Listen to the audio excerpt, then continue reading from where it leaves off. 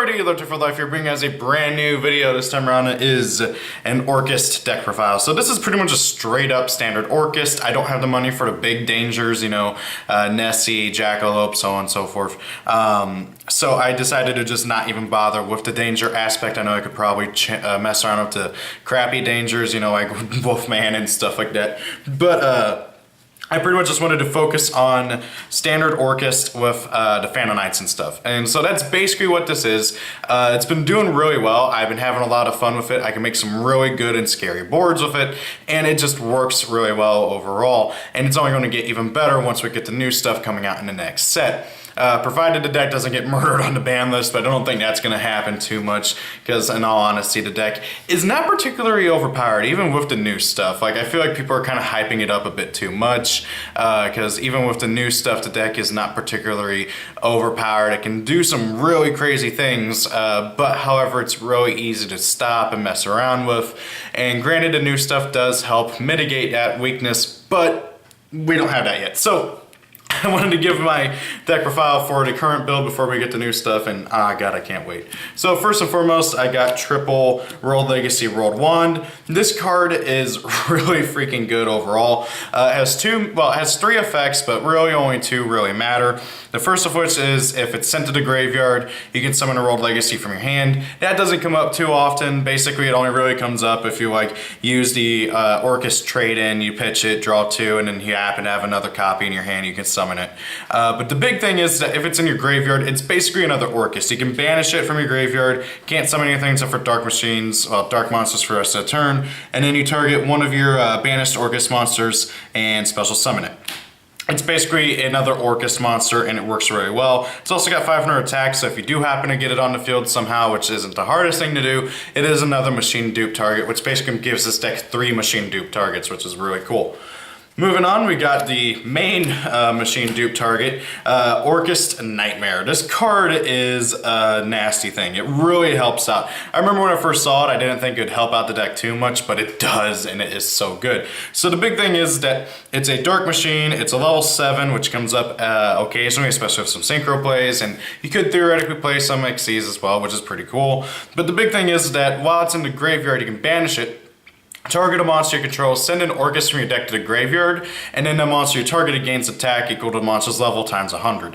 Doesn't matter too much with the attack boost, although it does come up every once in a while. The big thing is that it's another fool's burial for the deck. You basically banish it, target a dude, send an Orcust, proceed with your combos. It works really well. It's another machine dupe target for the deck, which again, the deck has 3 and it's kind of insane.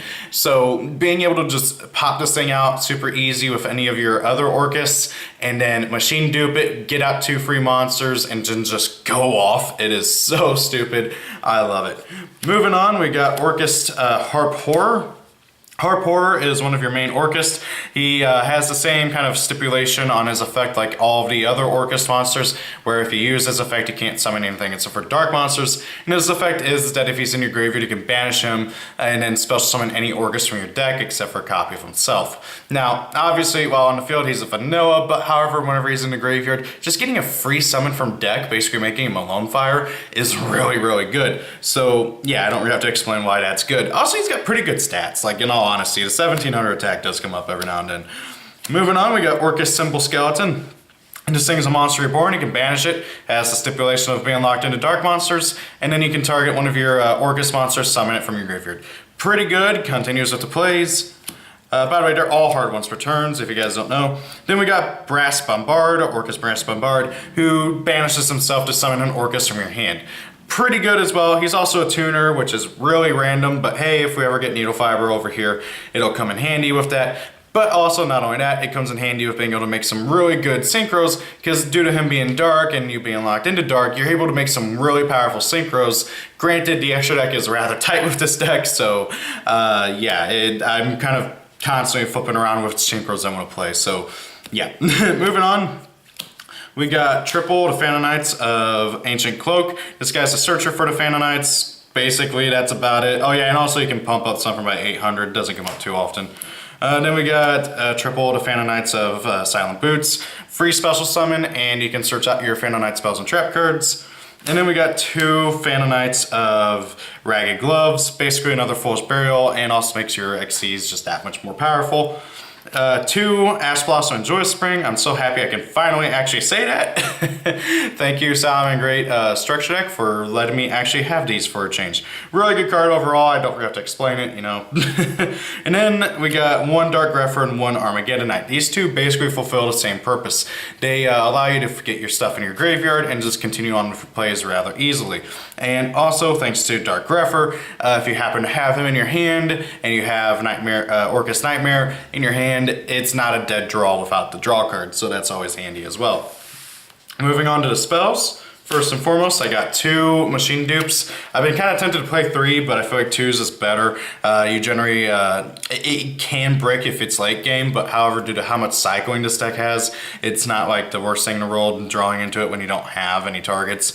That being said, you know, it's not searchable, so I feel like playing 2 to 3 is pretty good, and it's just really, really good card. It kind of goes without saying. Moving on, I got 2 Phantom Knights of Rank Up Magic Launch.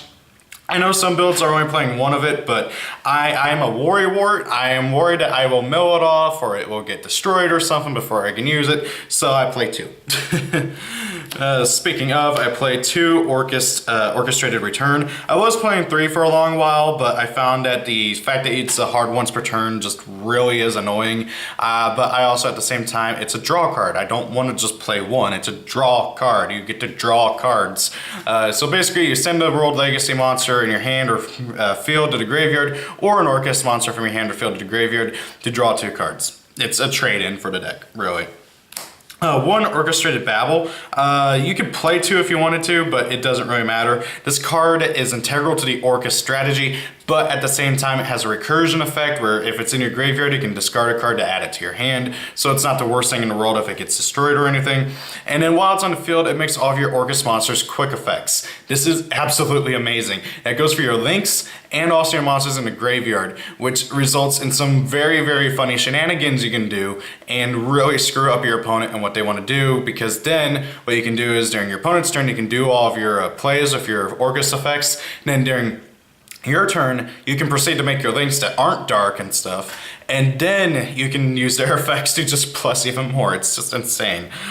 Speaking of, we got Orchestrated Einsatz. This card is basically a once per turn Fool's Burial if your opponent summons a monster. So basically, once per turn, if your opponent summons a monster, you can take a Orcust or World Legacy and either send it to graveyard or banish it. Really good card overall. Helps set up your Link monsters so that you can actually use their effects, because they got to return banished Orcusts, banished Dark Machines, or you can send your Orcust to the graveyard so you can actually use their effects.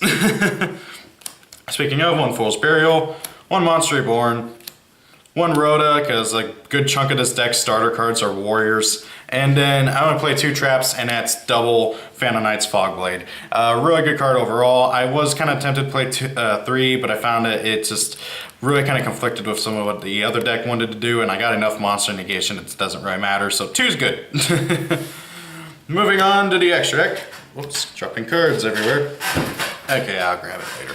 Okay, so first and foremost, we got 2 Galatea, the Orcust Automaton. So Galatea is your main starter Link monster. She's really, really good and really gets your deck going. So while she's linked, she can't be destroyed in battle. That doesn't come up too often.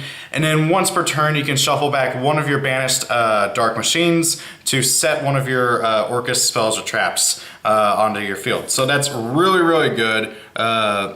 Just any banished machine, not just dark machines. I always thought it was dark machines. But anyways, it's any one of your banished machine monsters, shuffle back to the deck, set an Orcust spell or trap card from your deck directly to your field.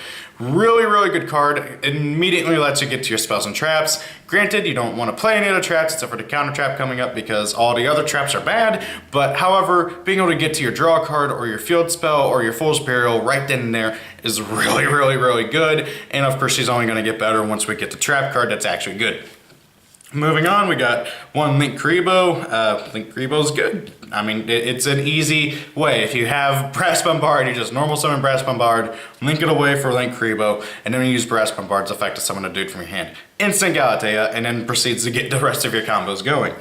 One, the Phantom Knights of Rusty Bardiche. This card is pretty stupid. Once per turn, you can send one of your Phantom Knights from your deck to the graveyard, set a Phantom Knight spell or trap card directly to your field, and then basically if a Dark Xyz monster is summoned to a zone he points to, you can pop a card, and yeah, he's pretty good. He can't be used as link material, so that's kind of annoying, but he instantly gets you to your stuff, and he pops cards, which is always pretty nice. One Summon Sorceress, pretty good card overall. You can't make her using the Warriors, but that doesn't generally happen. Usually you make your machines and then you make her, which is really good, and then you just go off from there. One Lognius, the Orcust Orchestrator. This card I was playing too, but I found it I needed the extra deck space, so I cut him to 1, and it's been working pretty good. Deck has enough recursion to where you can get him back on the field pretty easily enough. Basically, the big thing about him is that while he's linked, he cannot be destroyed by card effects, and then once per turn, you can shuffle back 2 of your banished machine monsters to send one of your opponent's monsters that are linked to the graveyard. So that means if they have like a Saruja with a Beals underneath it and this dude's not targeting it or anything else is, since that Saruja is, you can use his effect to send that Beals to the graveyard. Now, obviously he has other uses as well for getting rid of other problematic cards, but just really good overall. One Orcustrion, this thing is stupid. it basically, you can shuffle back 3 of your banished machines. Oh yeah, and while he's linked, he cannot be destroyed by battle or card effects. Once per turn, you can shuffle back 3 of your banished machines to basically negate all of your opponent's monsters that are linked and drop their attacks to 0. So he negates all of your opponent's monsters that are linked effects and drops their attacks to 0. Really, really scary card. Just adds further monster effect negation and really can control and dominate the board. If your opponent has a bunch of monsters linked together, this can really turn the tide of a duel, and it's just absolutely insane. I actually was doing against a dude who was playing Rocket Guard Dragons, and he had all 3 Borals out, and I made Orcustrion use his effect, and since all 3 Borals were pointing to each other in some way, they all dropped to 0 and lost their effects. It was so stupid. Then we got Topologic Bomber Dragon. This card can single-handedly win you the game with the Orcust sponsor. So basically, Topologic Bomber Dragon says, whenever a monster is summoned to the zone a link monster points to, destroy all monsters in the main monster zone. He cannot attack, well, no, other monsters you control cannot attack except for him to turn you do this, and he has Flame Wingman's effect. Pretty cool overall. The big thing is that the destruction effect is not a once per turn. So if you get out Topologic Bomber Dragon alongside the field spell, and then maybe have a couple cards beneath, like a couple Fog Blades or something set, you can win right there basically, because if you have your Orcust in your graveyard and your opponent tries to do anything, oh, they normal summoned, I don't know, Stratos, okay, chain effect, banish, special summon, effect of Bomber Dragon, destroy everything, and then you got your other Orcust in your graveyard to be able to continue off from there. Obviously, heroes aren't the most relevant thing, but just an example. So really makes it really difficult for a lot of decks to deal with. Obviously certain decks like Sky Strikers don't really mind so much, and kind of the same thing with Thunder Dragons. I've noticed they have a tough time getting over them without making the big guy who can pop stuff. So it's really interesting to see just how oppressive this thing is if your opponent doesn't have anything to get rid of them. Speaking of being an oppressive beast, we got one Borreload Savage Dragon. This card is mean, it's evil, and I love it. Basically, if you Synchro Summon him, you can equip one of your links from your graveyard onto him. He gains half that monster's attack power and gets a number of counters equal to its link arrows, and basically if your opponent would activate a card or effect once per turn, you can remove one of those counters, negate, and destroy it. Really good card overall, and just adds further protection and negation to your deck. Moving on to the Xyz, yeah, that's the only synchro I play. I've been flip-flopping between him and Bills. Moving on to the Xyz, I got one Dante, one Phantom Knights of Breaksword, one Time Thief Redoer, one, and I know I'm going to get flack for this, Dark Rebellion Xyz Dragon, one Outer Entity Azathoth, obviously with the rank up, and then to go along with the rank up and the Dark Rebellion, one Dark Requiem Xyz Dragon. This card is mean and evil, and I love it. This thing, basically, if it has Dark Rebellion attached to him as Xyz material, whenever your opponent activates a monster effect, you can detach an Xyz material, negate and destroy that effect, then summon any Xyz monster from your graveyard. Any Xyz. and it's not a once per turn effect either. On top of that, if you don't need the effect negation, you can use this other effect where you can detach and seize material, not once per turn either, target a monster your opponent controls, drop its attack to 0, and Dark Requiem gains its attack power. It's a stupid main card. I love it. It can win your games very easily. Obviously, if you want to go for the effect negation, you're probably going to want to make Azathoth instead, but there are times where Requiem is just better for going for game and stuff. He's also got more attacks, so yeah. I'm probably going to end up cutting the Dark Rebellions for the new Xyz and stuff whenever they come out. So guys, that is good old Orcust. What do you guys think? I really like this deck. I can't wait for the new support coming out. The deck is just so much fun to play. It's really good. It can really go toe-to-toe with a lot of the meta decks. It does struggle against certain ones, especially if they get like they're like 4 or 5 negations first, but the deck can fight through negations really easily. I was playing against my friend Salmon Greats the other day, and he basically negated 4 or 5 of my effects, and I still ended up OTKing him. So it really does obviously comes down to the luck of the draw and stuff, but I digress. I really like this deck. What do you guys think? Thank you for watching. Have a great day. If it's your birthday, happy birthday, and see y'all later. Hope you guys look forward to the updated version once the new set drops. Peace out.